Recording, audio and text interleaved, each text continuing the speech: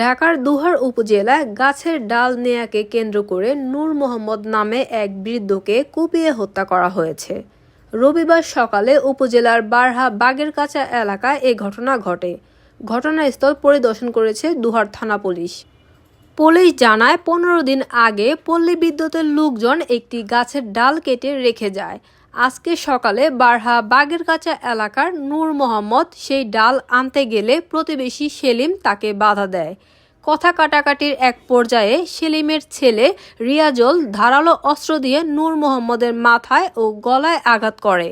পরে গুরুতর আহত অবস্থায় নূর মোহাম্মদকে দোহার উপজেলা স্বাস্থ্য কমপ্লেক্সে নিয়ে গেলে কর্তব্যরত চিকিৎসক তাকে মৃত ঘোষণা করেন।